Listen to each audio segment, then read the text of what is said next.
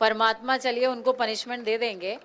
लेकिन एक विषय ये भी, अभी आपने जिक्र किया कि माँ गंगा की अविरल धारा पापों को नष्ट करती है और कहते भी हैं गंगे तव दर्शनार्थ मुक्ति। तो क्या माँ गंगा की अविरल धारा, ये हालांकि थोड़ा सा ऑफ बीट क्वेश्चन है, लेकिन मेरे ख्याल से तमाम दर्शकों को इसमें इंटरेस्ट होगा कि क्या अविरल धारा इस बात की भी गारंटी है कि तुमने अपना पाप का बैंक इकट्ठा कर लिया, आओ अपना पाप धो जाओ, यहाँ पर विसर्जित कर जाओ और फिर से जाओ पाप करो, पाप की दुनिया में संलग्न हो जाओ। नहीं, ऐसा नहीं है कि फिर से जाओ पाप करो। देखिए, सनातन ये कहता है, जब सनातन, पहले आप ये समझ लें, सनातन पूरी सृष्टि में व्याप्त है, उसका प्रमाण है सूर्य नारायण। बिल्कुल। जब सूर्य नारायण निकलते हैं तो सबको ऊर्जा देते हैं, सबको ऊष्मा देते हैं और सबको ज्ञान देते हैं, तो सभी सनातनी हैं। अब ये जो गंगा माँ है, ये भगवान शिव की जटाओं में विराजमान है और भगवान शिव तप के केंद्र हैं।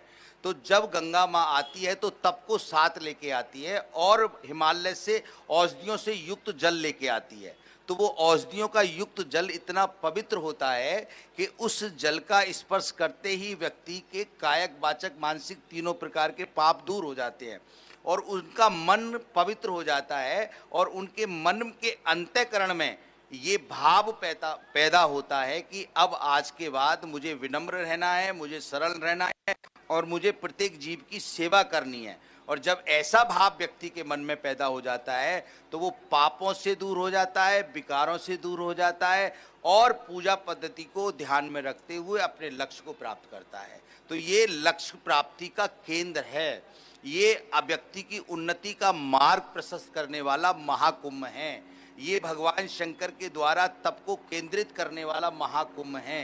ये महाकुंभ हमारे युवाओं को उनके लक्ष्य तक पहुंचाने में सहयोग करने वाला महाकुंभ है। ये कुंभ माननीय प्रधानमंत्री जी के भाव का कुंभ है कि वो एक सन्यासी का जीवन जीते हैं और उन्होंने सन्यास की परंपराओं को, कहीं ये सत्ता पाने का कुंभ तो नहीं है? नहीं, सत्ता पाने का कुंभ इसलिए नहीं है, सत्ता में तो वो स्वयं है और जब तक वो रहेंगे 27 में चुनाव फिर आ रहा है, 40 करोड़ आबादी बहुत होती है। देखिए, बिल्कुल 27 का जो कुंभ, ये जो चुनाव आएगा, इसमें जनता ने देखा है, जनता ने अनुभव किया है। 19 का महाकुंभ आया, उसका रिजल्ट जनता ने दिया। अब ये 25 का महाकुंभ है, इसको जनता समझ रही है कि इस महाकुंभ, मतलब इनडायरेक्टली आप कह रहे हैं कि सत्ता का कुंभ है? नहीं, मैं ये सत्ता का कुंभ नहीं कह रहा, मैं धर्म सत्ता का कुंभ है। जब धर्म सत्ता मजबूत होती है तो राज सत्ता उसके पीछे चलती है, समाज पीछे चलता है। तो ये धर्म सत्ता मजबूत हो रही है तो राज सत्ता स्वतः ही मजबूत हो जाएगी। और जिनकी आप बात कर रहे हैं वो योगी हैं, अष्टांग योग के जानकार हैं और वो एक सन्यासी हैं और वो साधु हैं। वो साधुओं के साथ मिलकर के इस धर्म सत्ता के महाकुंभ को पवित्रता सहित जन जन तक को लेकिन जब हम सनातन के प्रतीक की बात कर रहे हैं, देखिए हमारे सामने सूर्य नारायण है। आपने कहा कि इनकी जो किरणें हैं वो सब पर समानता के साथ में जो है स्पर्श उनके देह को करती हैं और उन्हें उसी तरीके की ऊर्जा सभी को प्रदान करती हैं।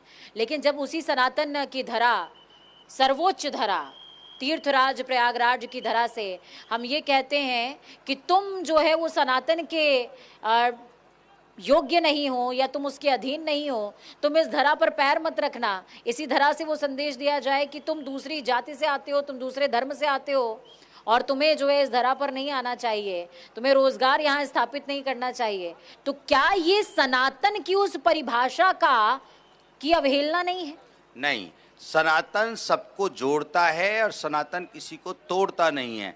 सनातन के जितने भी महापुरुष यहाँ पर विराजमान है, माननीय योगी जी ने भी और हमारे सब महात्माओं ने किसी को आने के लिए मना नहीं किया। किन लोगों के लिए मना किया? जो हमको थूक खिला रहे हैं, जो हमको अपना पेशाब मिला करके पिला रहे हैं, तो वो कौन से धर्म के हैं ये पता ही नहीं लग रहा उनका कौन सा धर्म है। उन विधर्मियों को यहाँ आने से रोका गया है, बाकी की सबका स्वागत किया गया है। और इस महाकुंभ में,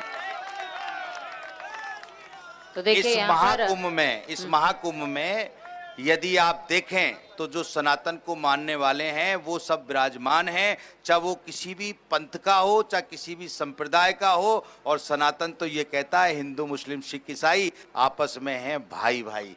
किसी का विरोध नहीं करता, और जिनकी बात आप कर रही हैं वो पेशाब पिलाने वाले व्यक्ति, वो किसी धर्म के नहीं है, वो देश के भी दुश्मन है, समाज के भी दुश्मन है और परंपराओं के भी दुश्मन है। देश का दुश्मन तो हमारा पड़ोसी मुल्क भी है, पाकिस्तान। लेकिन भले ही हमसे एक ही माँ के बेटे हैं, जरा करवट बदल कर लेटे हैं, लेकिन फिर भी वैमनस्यता तो है उनके मन में। लेकिन उसके बावजूद महाकुंभ को लगातार गूगल कर रहे हैं वो कि कितना खर्चा हो गया, इतना तो हम आटा नहीं दे पा रहे लोगों को। जी देखिए, अब उनको उनका विवेक जागृत हो रहा है और उनको ये ज्ञान हो रहा है कि संपूर्ण सृष्टि में सनातन ही एक ऐसा है जो सबका सम्मान करता है। तो जो उनका अपमान उनके देश में हो रहा है, अब वो अपने सम्मान की खोज करते हुए सनातन को ढूंढ रहे हैं कि हे सनातनियों, आप हमको भी अपना लो और हम भी आपके साथ मिलकर के सनातन का सम्मान करें।